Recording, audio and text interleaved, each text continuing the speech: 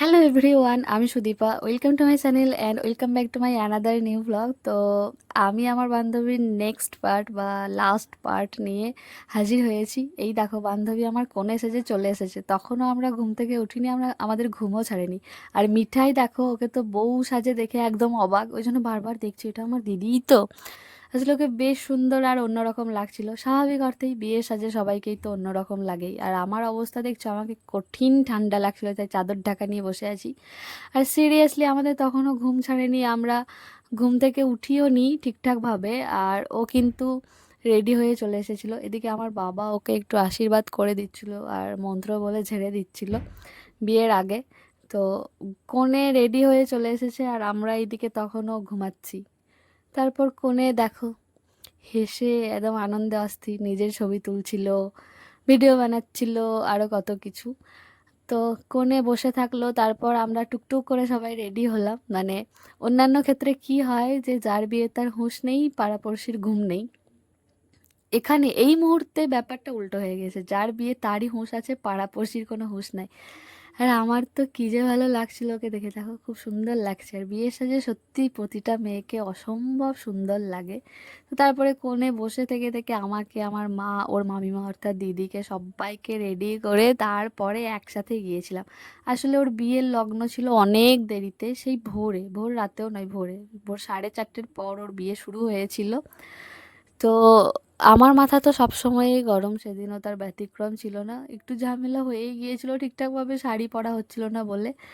যাই হোক, আমার শাড়িটা অ্যাকচুয়ালি খুব সিল্কি ছিল, এতটাই সিল্কি যে ঠিকঠাকভাবে পরতে পারছিলাম না। তো তারপর কনেকে নিয়ে কনের মামা বাড়ি থেকে এখন যাচ্ছি কনে যেখানে বিয়ে হবে, মানে ওর পিসির বাড়ির পাড়ায় সেখানে। তো কনেকে তো আর হাঁটিয়ে নিয়ে যাওয়া যায় না, আর অনেকটাই দূর।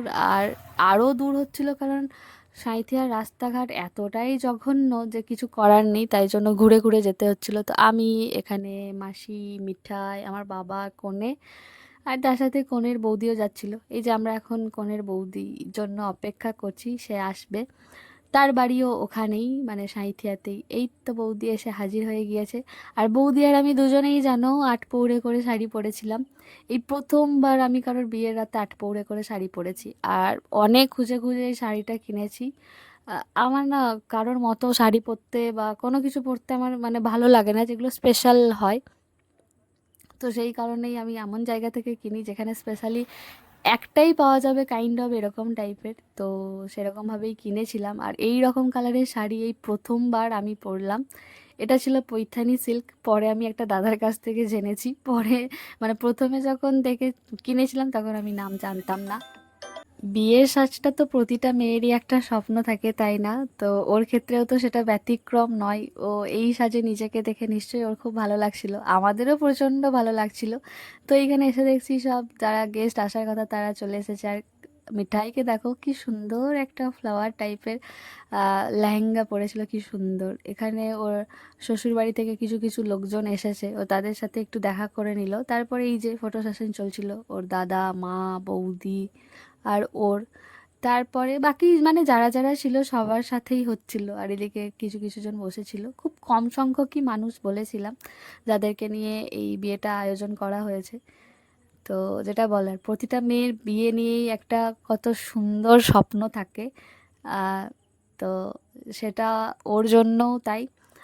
তো ওর স্বপ্ন কিছুটা হয়তো ফুলফিল হয়েছে, আরও বেশি করে হতে পারতো যদি মাথার ওপর থেকে ছাতা টানা চলে যেত। যাই হোক, এখানে আমার বাবা মা ওর সাথে ছবি তুলছে, আমরাও তুলেছিলাম, কিন্তু ওই সময়ের ভিডিও ক্লিপসগুলো নেই। আর ওকে দেখো, পুরোটা দেখাচ্ছি, কি সুন্দর লাগছে তাই না? মানে ও এমনিই দেখতে সুন্দর। তারপর এই বিয়ের সাজে প্রতিটা মেয়েকেই দেখতে একটু অন্যরকম সুন্দর লাগে। তারপরে এই দেখো, আমি আর আমার দাদা, মানে আরও সবাই বরের জন্য অপেক্ষা করছি। বরের গাড়ি ওখানটাতে আটকে গেছে না কি অবস্থা জানি না, বাইরেটা এসে দাঁড়িয়ে আছি। ওই দেখো দূরে বরের গাড়ি, বরের গাড়িটা কি করছে বুঝতে পারছি না। আর আমি আর আমার দাদা এখানে কি ল্যাল খ্যাবলামো করছিলাম কে জানে। আর এদিকে মাসি দেখো শাঁখ নিয়ে আলাদাই, মানে মাসি বলতে আমার বান্ধবী পাপিয়ার মাসি, হ্যাঁ, যার বিয়ে হচ্ছে তার নাম পাপিয়া। তো মাসি বলছে সবার ভিডিও করছিস, আমারটা কেন করবি না? বলে, মাসি তুমি শাঁখ বাজাও, আমি ভিডিও করছি। তো সবাই তো এদিকে রেডি, কিন্তু ওখানে বরের গাড়িটা আটকে গেছে। আসলে রাস্তাটা খুব সরু, তাই জন্য এদিকে দেখো ড্রোন শ্যুট হচ্ছে। তো আলাদাই ব্যাপার, সবাই বরের জন্য অপেক্ষা করছে। বর খুব তাড়াতাড়ি চলে এসছে, মানে তাড়াতাড়ি বলতে গেলে ঠিক টাইমেই এসেছে, 9টা 9:30টার দিকে। বাট ওদের যে টাইমের লগ্ন তার অনেকটা আগে এসেছে। আসলে অনেকটাই দূরে ওদের বাড়ি, তো যারা বরযাত্রী আসবে তারা তো আবার ফেরত যাবে, তাই না? তো ঠিকই আছে। বর এতটাই লম্বা যে গাড়িতে মাথা ঠেকে যাচ্ছে, সত্যিই দাদা অনেক লম্বা। তো এই দেখো বর চলে এসেছে, আর সবার আলাদা একটা ব্যাপার। এবার এখন একটা কেস হয়ে গিয়েছে যে কে আগে বরণ করবে, মিষ্টি খাওয়াবে, এই নিয়ে একটা ব্যাপার চলছে যে কে করবে না করবে, মানে হাজার জনের হাজার রকম মত, ওই নানামুনির নানা মতের মতো ব্যাপার। এই দেখো কি কি সব রিচুয়ালস, প্রথমে তো খই ছেটালো, তারপর কি আহ, জল ছেটালো, তারপরে হচ্ছে এখন মিষ্টি খাচ্ছে, জল খাচ্ছে। যতগুলো শাশুড়ি ছিল মোটামুটি সবাই, বা হচ্ছে গিয়ে পাপিয়ার দিদি ছিল, সবাই ওই মোটামুটি একবার করে মিষ্টি খাইয়েছে। বিয়ে করার এই একটা চাপ ভাই, খালি পেটে মিষ্টি খেয়ে খেয়ে জিন্দগি হয়রান হয়ে যায়। যাই হোক, বরের আর বউয়ের এই একটা দিনই তো এরকম ব্যাপার থাকে সেলিব্রিটি টাইপের, চারিদিকে কত ক্যামেরা, লাইট, অ্যাকশন, আলাদাই একটা ব্যাপার একদিনের জন্য। হিরো হিরোইন, মানে নায়ক নায়িকা, যাই হোক। এখন বর নামছে, তখন কি ডিরেকশন চলছে ক্যামেরাম্যানের নানা রকমের। এরপরে বরকে কোলে নিয়ে যাওয়া হবে, তো যারা জামাইবাবু রয়েছে তারা কোলে নেবে। আরও নানা রকম তত্ত্বগুলো সব আসছে সাথে করে, কী সব জানি না ব্যাপার স্যাপার। তো আমিও দূর থেকে ভিডিও নিচ্ছিলাম, ছবি তুলছিলাম, আবার বরের টপ্পর ঠিক করে দেওয়া হচ্ছে। বর আবার হাসিতে, ও বউকে দেখবে আলাদাই মজা, সে লেভেলের মজা ভাই। বর চলে গেল এই তো নিজের জায়গায়, এখানে আবার এসেই শুরু হয়ে গেল বরের ফটোশ্যুট। কিন্তু বরের আর কনের একটাই সিংহাসন, কনে এখন অন্যদিকে চলে গেছে। কারণ এখানে কনে থাকলে তো হবে না, মানে শুভদৃষ্টির আগে তো মুখ দেখতে নেই। তো যাই হোক, অনেকখানি রাত হয়ে গিয়েছিল, তাই আমরা চলে এলাম ওপরে খেতে। খেয়ে নিই, কিচ্ছু করার নেই, ওদের বিয়ে হচ্ছে ভোরবেলায়, তো তাই আগে খেয়ে নিতেই হবে। আমি আবার দুটো কাটলেট নিয়েছিলাম, কেন বলো তো? কারণটা হচ্ছে একটা স্পেশালিটি আছে, আমার বান্ধবীর বিয়ে বলে কথা, তার উপরে যারা সার্ভ করছে আমার বন্ধু, তাই তারাই আমাকে দিয়ে গিয়েছিল। আর আমার কাটলেট খেতে খুব ভালো লাগে।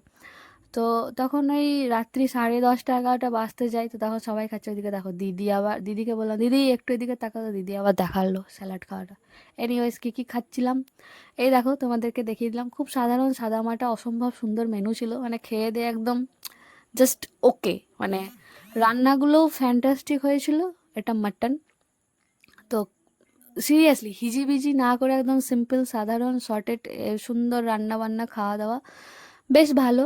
তো আমি একটা মিষ্টিও খেয়ে নিলাম, শেষে আইসক্রিম, যা যা কিছু ছিল। আমি খুব বেশি কিছু নিইনি, আর নষ্ট করা পছন্দ করি না।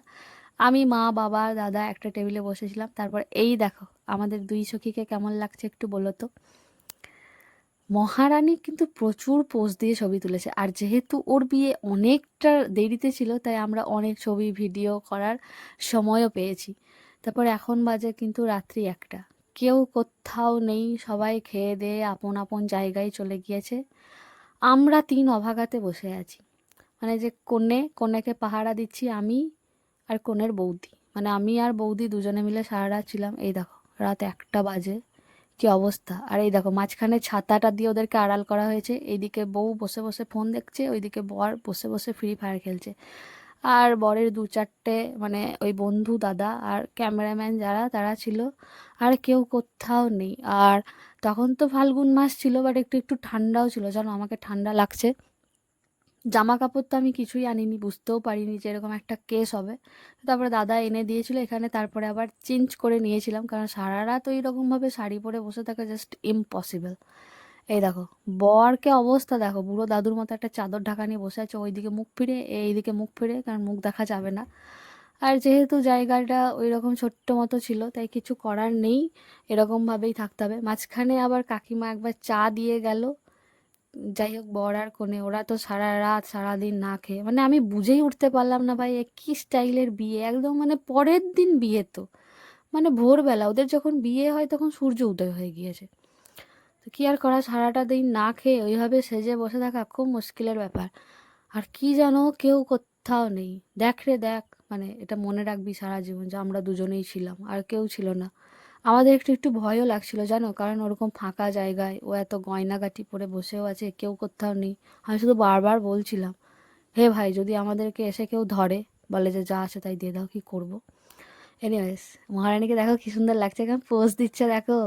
আসলে অনেক কিছু প্ল্যান প্রোগ্রাম ছিল, তো সেইগুলোই করছিলাম, কারণ এই দিনগুলো তো আর বারবার পাবো না। আর একটা দিক দিয়ে ভালো হয়েছে, ওর বিয়ের লগ্ন অনেক দেরিতে, তাই সুন্দরভাবে ছবি ভিডিও সমস্ত কিছু করা হয়েছে, যেগুলো প্রতিটা মেয়ের ইচ্ছে থাকে, এই সাজে সুন্দর ছবি থাক, ভিডিও থাক, কারণ এই দিনগুলো তো বারবার আসবে না। আর তাড়াতাড়ি লগ্ন থাকলে একটু তাড়াহুড়ো হয়ে যায় সমস্ত কিছু। তারপরে আমাকে দেখো, প্রচণ্ড ঠান্ডা লাগছে, কারণ একদম ফাঁকা জায়গাতে তো, রাস্তার ধারে, কাপড় দিয়ে ঘেরা আছে, কিন্তু কাপড়ে কিছুই আটকাচ্ছে না, প্রচণ্ড ঠান্ডা ছিল সেদিন, কানে প্রচণ্ড ঠান্ডা লাগছিল। আর ওই জায়গাটাতে এত মশা, ঘুমানোর অনেকবার চেষ্টা করেছিলাম চেয়ারের ওপর শুয়ে, কিন্তু কিচ্ছু লাভ হয়নি। তারপরে এই দেখো, যখন ভোর 4:30 বাজে, পুরোহিতকে তুলে আনা হয়েছে, নাপিতকেও তুলে আনা হয়েছে, ওরা কোনো রকমে এসেছে, ওদের ঘুম ছাড়েনি, চোখ মুখ ডলতে ডলতে এসেছে। তারপরে এই দেখো, নাপিত ওকে আশীর্বাদ করছে। তারপরে হচ্ছে গিয়ে ওর শাশুড়ি মায়ের মামা, তারপর পুরোহিত, এরা সবাই, মামা না কাকা সামথিং কিছু একটা, তো ওরা সবাই এক এক করে আশীর্বাদ করবে, বিয়ের আগে তো আশীর্বাদ করতে হয়। আর কি অবস্থা দেখো, ফাঁকা, কেউ কোথাও নেই, আসলে সবাই ঘুমাচ্ছে, ঘুমানোর টাইম। আর এই সময়টাতে ঘুমালে মানুষ উঠতেও পারে না। এই দেখো, বর এদিকে উঠেছে, এই আমরা 5-6 জন মিলে শুধুমাত্র এখানে ছিলাম, কেউ ছিল না। তার আর মানে ক্যামেরাম্যান ছিল। তারপর আস্তে আস্তে সবাই আসছে, এমন একটা অবস্থা হয়েছে যে 7 পাকে ঘোরানোর জন্য কোনো লোকই পাওয়া যাচ্ছিল না, মানে 7টা বিবাহিত পুরুষ লাগে, তো সেটা তো খুঁজে পাওয়া যাচ্ছিল না। দুজনকে তো ধরে মেরে ঘুম থেকে তুলে আনা হয়েছিল, যে আয় ভাই, দয়া করে আয়। আর এমনিতেই লোক সংখ্যা কম, তারপরে সব ঘুমাচ্ছে, কি দশা, এইটা আবার হাঁটুতে কি করছে কি জানি বাবা। তারপর একে একে সবাই এলো বিয়ে দেখতে, আমি আর বৌদি কিন্তু সামনে, আসলে আমাদেরকে ভিডিও ফটো করতে হবে, তো বান্ধবীর বিয়ের এই স্মৃতিগুলো তো সারা জীবন আমাকেই আগলে রাখতে হবে। এনিওয়েজ, বর এখানে একদম রেডি, বর আর বউয়ের কিন্তু ঘুম নেই, ওদের আলাদাই এক্সাইটমেন্ট। ওরা প্রথমে চ্যাটে ফ্যাটে কথা বলছিল, ফ্যাটে নয় অ্যাকচুয়ালি চ্যাটে। তারপর নানা রকমের গসিপ হচ্ছিল, নানা রকমের ব্যাপার। এই যে এটা হচ্ছে সাতুশি ঘোরানো, এই সময়ে এই 7 জন লোককে পাওয়া যাচ্ছে না। এই যে এই দাদাটাকে ঘুম থেকে জোর করে তুলে আনা হয়েছে, আর এক জামাইবাবুকে, যে আই ভাই, এটা উদ্ধার করে দে, এরকম একটা ব্যাপার। অ্যাকচুয়ালি ওদের সব কালা অসৌচর ছিল, ওর বাড়ির সবার, ওর মামার বাড়ির সবার, যেই কারণে আরও একটুখানি সমস্যা হয়ে গিয়েছিল। তো এই জামাইবাবুর অবস্থা দেখো, মাফলারটাকে নিয়ে কি দশা। যাই হোক, বিয়ে শুরু হয় তখন বাজে 5টা, মানে একদম ভোর, মানে হিসাব মতো ওদের পরের দিন বিয়ে হচ্ছে ভাই। 5টার সময় তো সকাল হয়ে যায়, আর বাঙালি মতে ওই সূর্যোদয় হয়ে গেলেই তো পরের দিন হয়ে যায়। এরপরে অবস্থা দেখো, হেসে গড়াগড়ি, আরে আমরা পেছন থেকে খুব লেগ পোলিং করছিলাম।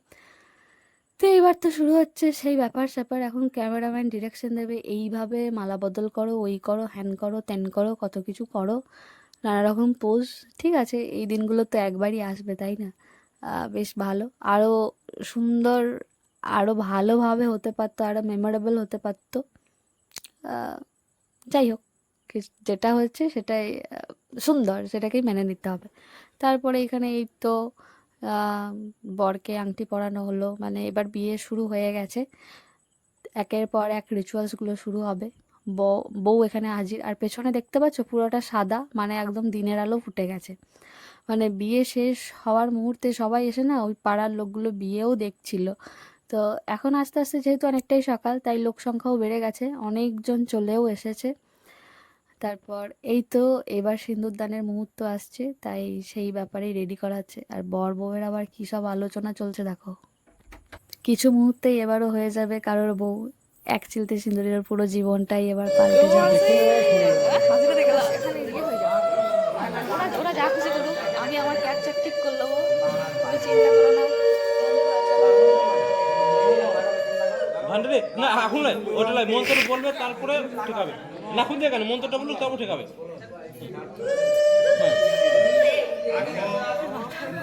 চিন্তা করো না, আমি দেখো হাঁটু উঠে যাই না, হট উঠে গেলে ঠুকে দেবো।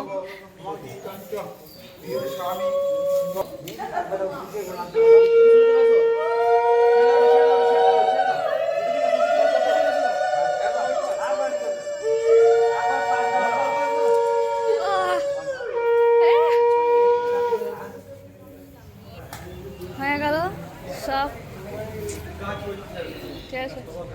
পড়লো না গো, নাকে পড়লো না। মুখটা সোজা করতে হবে, নামও করে দাও। তুমি সোজা করতে পারো।